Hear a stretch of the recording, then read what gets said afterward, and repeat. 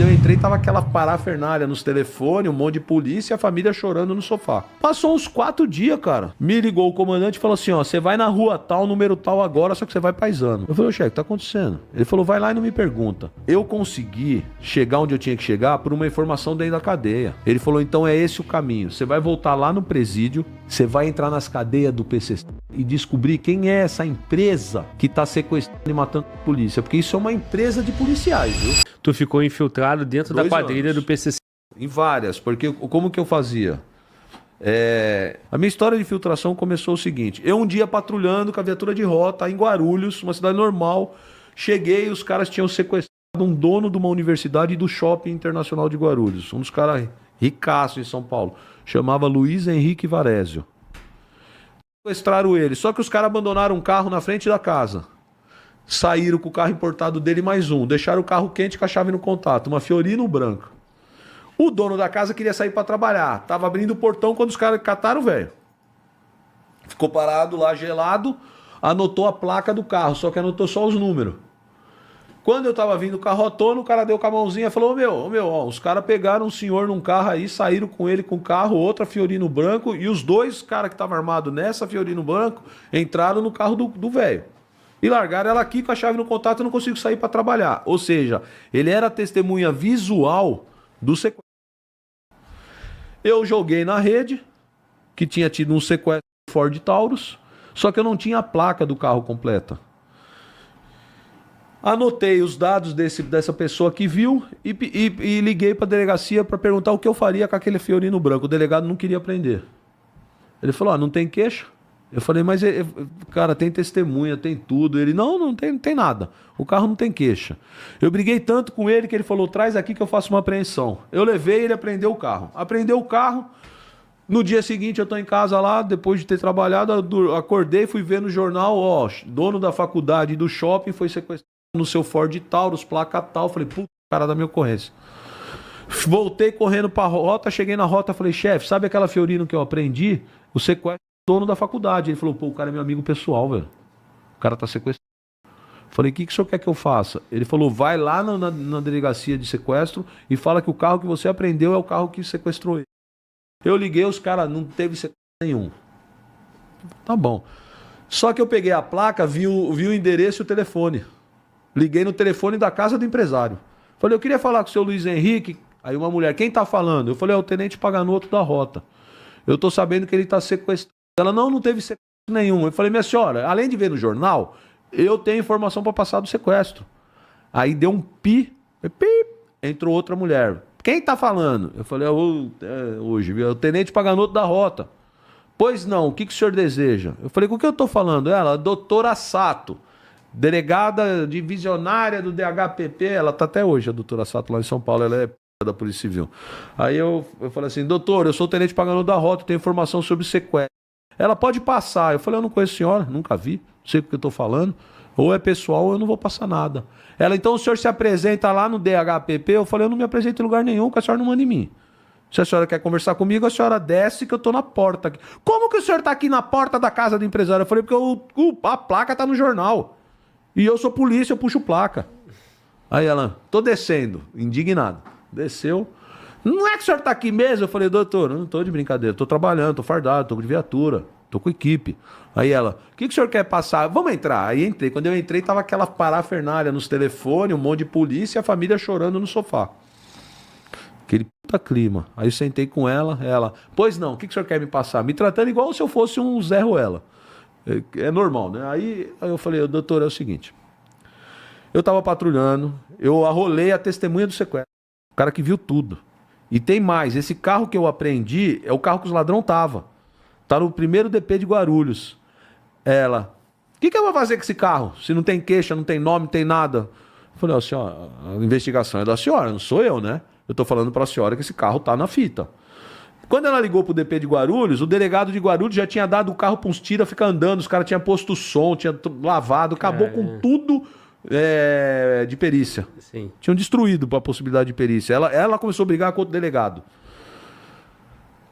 Quando terminou a discussão dela, e eu olhando assim com o cara de eu falei assim, a senhora não tem nada? Nada? Não fizeram contato? Nada? Ela falou assim, vou te falar o que eu posso falar. O carro foi encontrado lá em Mariporã, numa cidade de serra lá em São Paulo. O carro foi encontrado queimado lá na serra. E nós pegamos um cara do semi-aberto a 800 metros de lá com as mãos cheias de combustível. Eu tô segurando esse cara desde ontem, eu tenho que liberar porque eu não linko juridicamente ele no carro. E eu sei que tem alguma coisa errada, porque ele tinha, como ele era do semi-aberto, ele tinha que estar na cadeia, ele já tinha que ter voltado. Ele foi pegou 8 horas da noite lá perto do carro. Então tem coisa errada aí. Eu virei pra ela, o que eu falei pra ela? Será que a Fiorino não é dele? Ela virou e falou assim, será acha mesmo que alguém vai fazer sequestro com carro quente? Eu falei, não, o carro não é quente, tá no nome da Porto Seguro, não tá no nome dele. Mas será que esse carro não é dele? Ela falou assim, eu não vou nem perder tempo com um negócio desse, que eu tenho certeza que ninguém pega o próprio carro e vai fazer sequestro.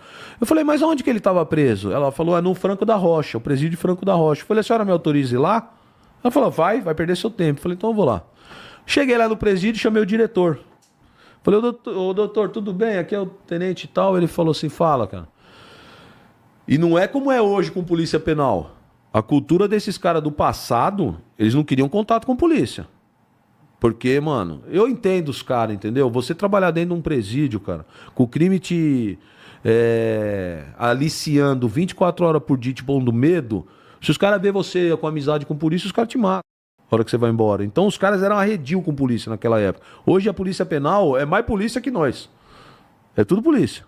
E aí, não tinha estrutura, o cara não tinha estrutura, o cara não tinha um porte de arma, o cara não tinha uma arma permanente, não tinha um carro. Os carcereiros, cara, era uma carreira de dar dó, Eles eram abandonados por tudo. Se polícia já era um troço que só maluco entrava, carcereiro, você falava, meu, esse cara é doido de querer ser carcereiro, mano. É muito louco a vida desses caras. Dava dó. E aí, meu, o que aconteceu? Eu cheguei pro diretor e falei, ô diretor, preso tem estacionamento aqui? Ele falou, tem, o melhor estacionamento é o deles. Inclusive, eles ficam distribuindo as fitas de assalto que eles fazem aqui, tudo lá nos carros. É foda. Aí, o melhor estacionamento é deles. Aí eu falei, caraca, ele falou assim, então, inclusive nós, funcionários, a gente para na rua pros presos parar carro no estacionamento. Você acredita, tenente? Eu falei, porra. Eu falei, o senhor tem algum controle? Ele falou, a gente anota o preso, a matrícula e o carro, lá na prancheta. Controle de entrada e saída, né? Falei, o senhor não vai me deixar ver isso aí. Ele falou, a hora que você quiser, vamos lá. Descemos na guarita. Quando nós pegamos a prancheta, olha o ladrão com a mão cheia de combustível, com a Fiorino, que eu aprendi que a testemunha viu ele sequestrando. A hora que eu entreguei pra delegada, cara, a delegada chamou a Rede Globo, chamou tudo, desvendamos o sequestro. Já não soltou o cara, meteu, eu não lembro se foi temporário ou preventiva, já meteu a prisão nele e trabalhou ele deu mais 2. Beleza. E eu voltei pra minha viatura trabalhar patrulhando de rota, zero investigação. Passou uns 4 dias, cara. Me ligou o comandante e falou assim, ó, você vai na rua tal, número tal agora, só que você vai paisano. Eu falei, chefe, o que tá acontecendo? Ele falou, vai lá e não me pergunta. Mas como assim, vou sozinho? Ele falou, vai sozinho, meu, com seu carro. Vai lá. Eu falei, coronel, me explica o que é. Ele falou, não vou explicar, vai lá, porra. Tô mandando, vai lá. Eu falei, puta merda. Aí eu fui. Quando eu cheguei lá, era um restaurante. Um restaurante pequeno, churrascaria. Quando eu entrei, fui num garçom, falei, viu, eu vim aqui procurar um pessoal, eu sou o tenente da rota, já tô sabendo. Foi, cara, ele tinha uma porta, tipo essa sua azul aqui, assim, ele apertou assim, a porta abriu, era uma outra sala com uma mesa cheia de cadeira, era tipo um escritório para comer ali, reservadamente. Reservado. E eu olho pra mesa, cara, tinha uns 8 caras, tudo cabeça branca, igual eu, de terno.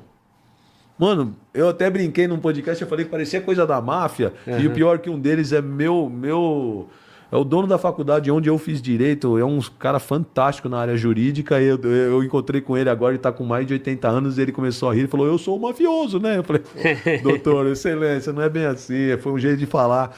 Ele deu risada. Ele era amigo pessoal do sequestrado. Aí quando eu entro lá, esses caras tudo antigão de terno e eu de calça jeans e camiseta, cara, novinho. Peguei e sentei na minha cadeira sem entender nada, cara. Eu sentei e falei, boa noite, boa noite. Só que eu já reconheci o doutor, dono da minha faculdade, doutor Darcy, tá vivo.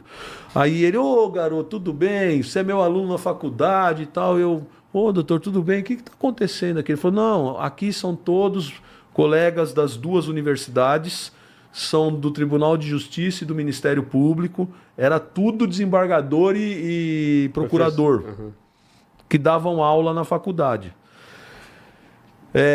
o pessoal quer conversar com você. Eu falei, pois não. Aí um deles virou pra mim e falou assim, quanto você quer? Quanto você precisa pra soltar o nosso amigo? Aí eu falei assim, não tô entendendo, doutor. Ele falou, quanto você quer de dinheiro pra soltar o nosso amigo? Eu falei, a pergunta... Eu não tô falando, não vou falar que tá me ofendendo porque o senhor não me conhece, mas eu não tô entendendo a pergunta. Eu não consigo chegar no pensamento do senhor. Ele falou assim, o que te falta para soltar o nosso amigo? Porque você conseguiu chegar nos caras que pegaram. Agora, o que te falta para soltar ele? Eu falei, nossa, eu nem sabia que ele ainda estava encarcerado como refém. Ele falou, tá, ninguém acha ele. Eu falei, não é uma questão de dinheiro, é uma questão de investigação. E quem faz investigação é a Polícia Civil, não sou eu. Eu estou trabalhando na viatura. Eles falaram assim, para. Quer helicóptero? Eu falei, o senhor não entendeu, não é material. É de mobilidade, de capacidade de investigar. Ele falou assim, você quer o que investigar? Eu falei para ele assim... Eu consegui chegar onde eu tinha que chegar por uma informação dentro da cadeia. Ele falou, então é esse o caminho. Você vai voltar lá no presídio, você vai pedir para falar com o preso do X do que estava no sequestro. E você vai falar para ele te dizer onde é que está o empresário. Eu falei, o senhor tá doido? Se eu for lá e falar que eu sou tenente da rota, os caras não deixam nem entrar. Ele falou, vai lá, você vai conseguir, vai lá. Eu falei, como é que eu vou falar pro meu coronel que eu vou... Ele falou, vai lá, pode ir lá. Aí eu peguei, voltei no quartel, o coronel falou, pega uma viatura descaracterizada e vai lá no presídio. Aí eu voltei lá. Voltei lá, virei pro diretor, falei, pô, dá pra você chamar um ladrão aí que tava preso junto com o que tá no sequestro, pra eu ver se ele me ajuda? O cara falou, você é doido, mano. O cara não vai nem trocar ideia com você, você é bloque. Os caras sabem que você é polícia. Não, mas mandaram, eu vou falar. Eles trouxeram um puta de um diabo, velho. Ele sentou na minha frente assim, ó. Eu comecei a falar, perfil, cara, eu vim aqui ver se você pode me ajudar, tal, que você sabe que teve um sequestro no teu raio, tal. Ele falou, ele me xingou de tudo que você puder imaginar, virou pro cara e falou assim, me leva de volta que eu não sou cagueta. E foi embora. Eu voltei e fui falar com os velhos de novo. Quando eu fui falar com os velhos, aí aconteceu um negócio louco na minha vida que mudou a chavinha. Com a culpa da máfia. Os cara que manda. Aí um virou pra mim e falou assim, a gente já sabia que você não ia conseguir. Só que agora você vai voltar e você vai falar pra ele que o doutor... Eu só tô te contando essa história porque esse homem já faleceu. Ele vai falar assim, você vai chamar o mesmo cara e vai falar pra ele que o doutor tal mandou ele te falar onde o empresário tá. Aí eu falei, pô, mas esse doutor eu conheço, ele me dá aula na faculdade, meu. Ele falou, vai lá e fala que esse cara autorizou ele a contar. Meu, aquilo bateu na minha cabeça, eu fiquei atordoado, cara.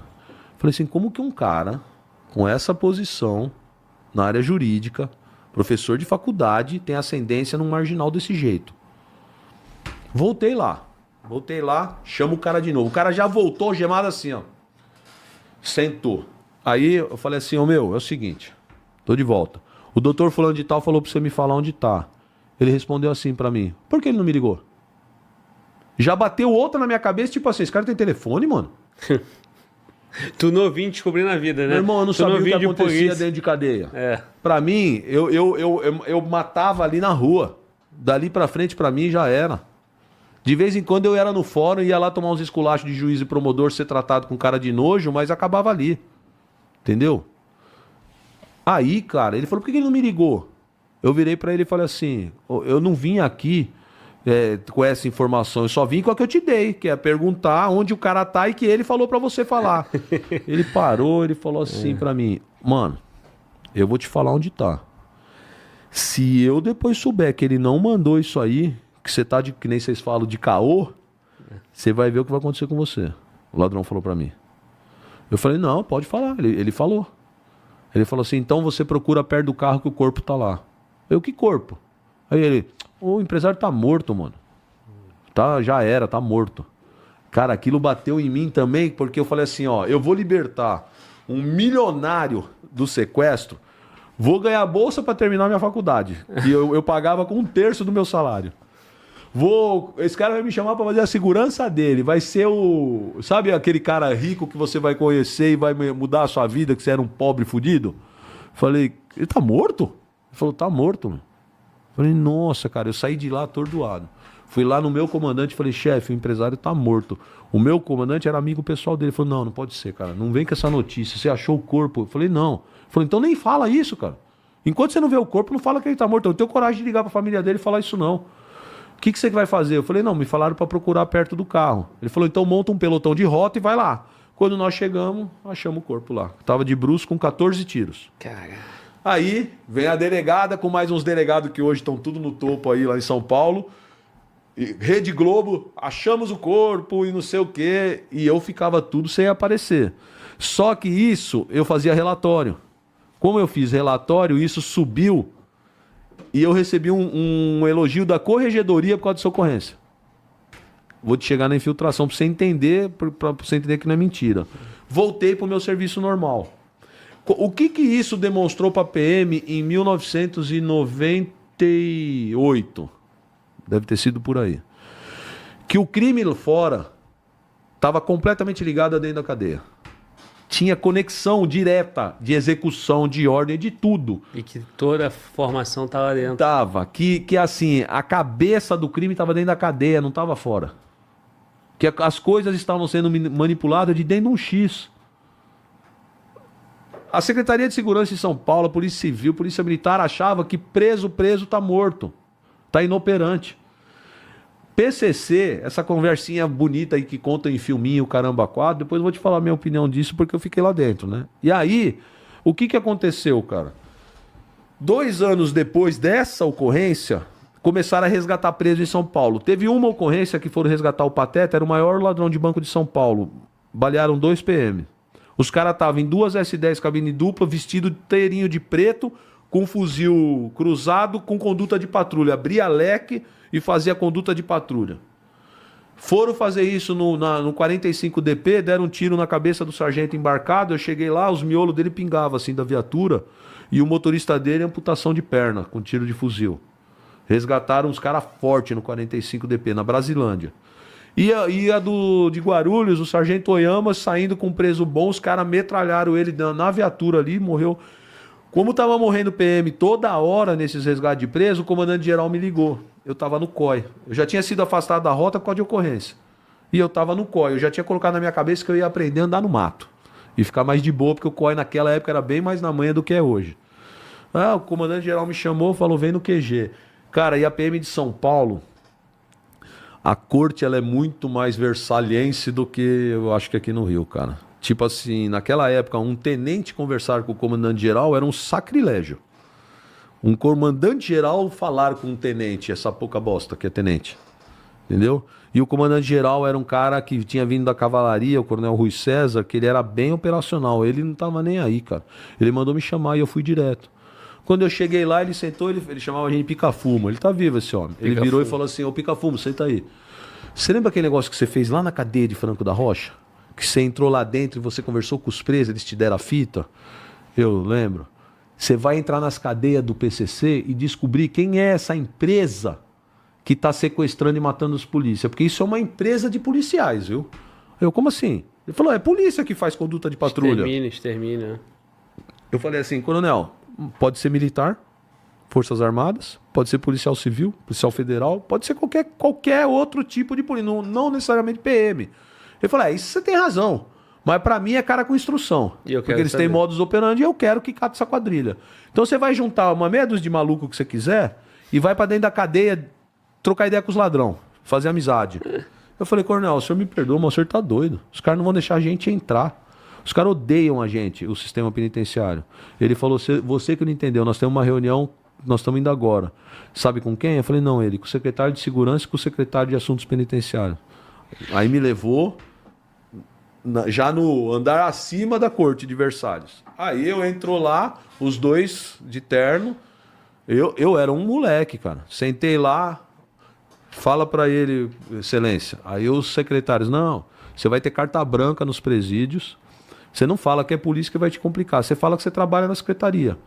Você vai abrir o preso que você quiser, vai vir trocar ideia com você, tenta cooptar, oferece algum benefício, não oferece diminuição de pena que o juiz não vai concordar. Oferece algum benefício por coisa boa. Se você chegar na missão que você precisa, beleza. Eu falei, mas como é que eu vou fazer isso? Falou, do jeito que você fez em Franco da Rocha. vai e faz amizade. Mas tá bom. Eles não sabiam que tu tinha uma senha, né? Que era o nome do doutor lá, né? Aí o que aconteceu? Eu nunca pensei no que você falou agora. Mas o que aconteceu? Eu saí com essa missão. Primeiro problema gravíssimo que eu fiz. Eu tinha que escolher 7 caras para trabalhar comigo. Desses 7, a Polícia Militar tem um negócio, cara, que é assim, ó. É a minha viatura, o meu motorista, o meu auxiliar, o meu parceiro, aquele polícia que eu amo de coração.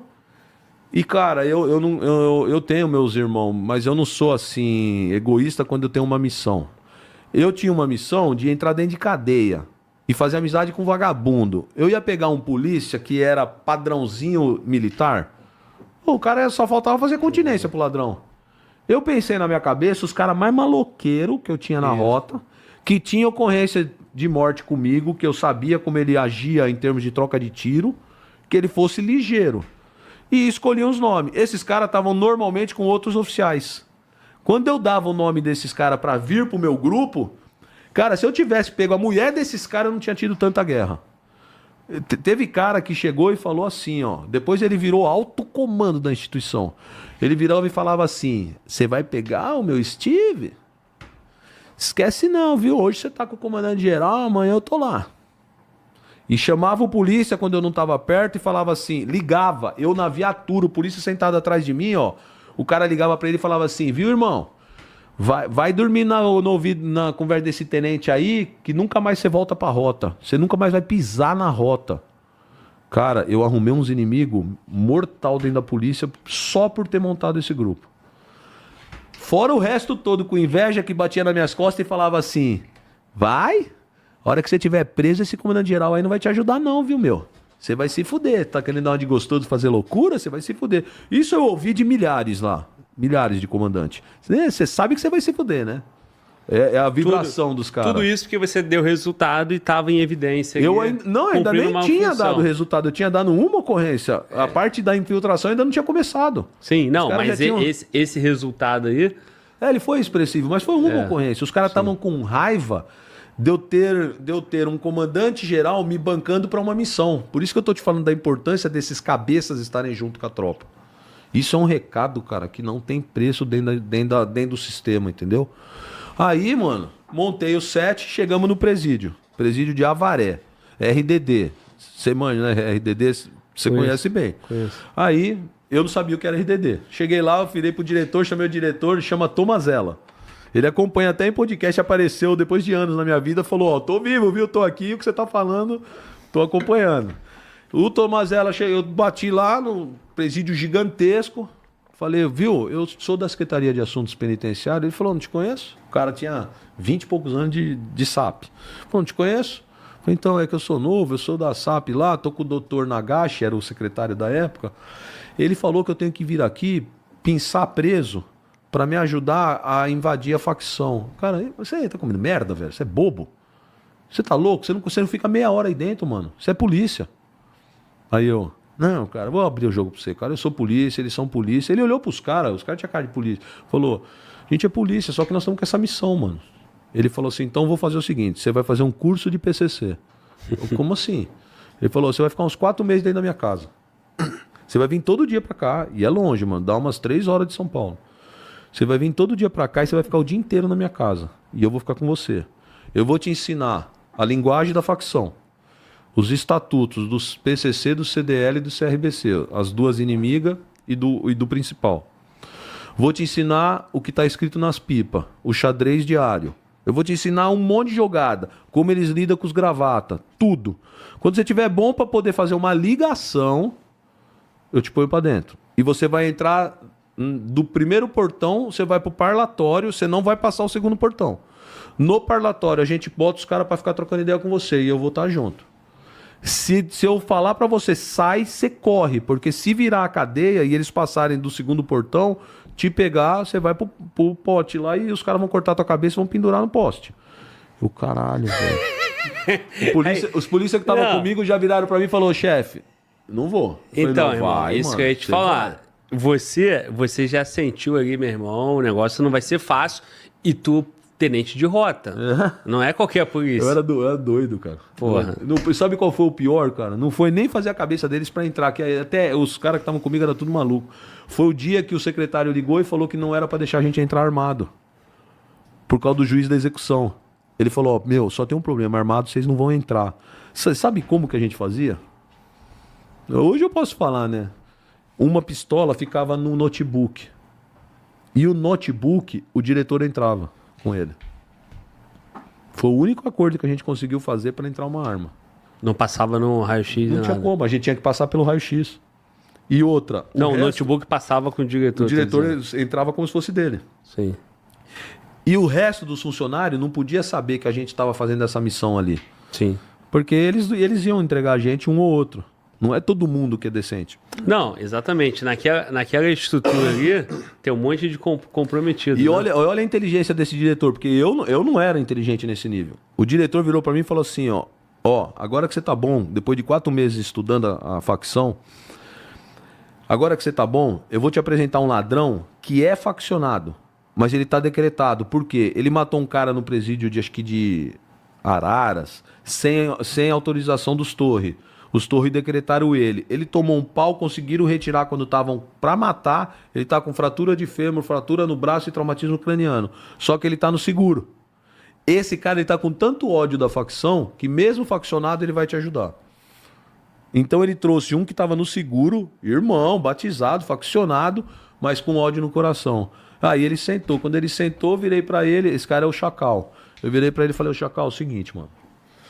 Eu preciso descobrir quem é os caras que tá resgatando os irmãos da facção. Você precisa me colocar em contato com essa quadrilha na rua e falar que eu sou da sua quadrilha. Aí ele demorou. Eu falei, o que você quer? Ele falou, quero ir pra Birigui. Eu falei, mas o que você tem em Birigui? Ele falou, minha família. Minha família não aguenta mais vir pra cá, eu quero ir pra lá. Se você me levar pra Birigui, eu te coloco no ninho dessa tropa aí. Eu falei, caralho, velho. Aí começa, mas tava né? fácil demais, não? Logo no início? Não é que tá fácil demais a conversa. Na prática vira um problema. Isso, exatamente. Por que vira um problema? Você quer ver? O primeiro problema é jurídico. O que eu fiz? Eu precisava de um telefone dentro da cadeia. Pode telefone dentro da cadeia? Não. Então o juiz tinha que autorizar. Depende, né? Ei, pra você não pode, né? Foi muito engraçado. Mas naquela estrutura ali todo mundo tinha. O cara falou pra tu? O que o cara falou? Por que ele não me ligou? Então, e eu vou te contar, um negócio que você não vai acreditar.